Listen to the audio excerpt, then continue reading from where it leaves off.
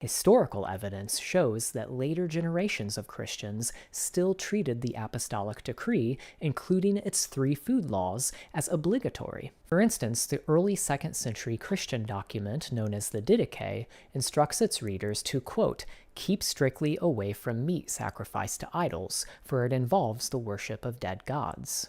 At the end of the 2nd century, Tertullian wrote that Christians, quote, have not even the blood of animals at their meals, and that they, quote, abstain from things strangled, and that they consider transgressing these rules to be, quote, unlawful.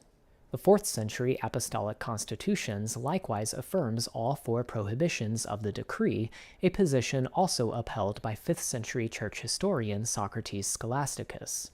4th century theologian Cyril of Jerusalem calls the decree, quote, universal from the Holy Ghost, and condemns those who, quote, lap up blood and, quote, devour things strangled. Later church councils and canons similarly affirmed the Apostolic Decree as binding, and many Gentile believers continued following its prohibitions, even as some later church fathers began to question them. As Karen Zetterholm observes, quote, the decree was confirmed by the Synod of Gangra in the 4th century, reconfirmed by the 2nd Council of Constantinople in the 6th century, and the Council of Trullo at the end of the 7th century.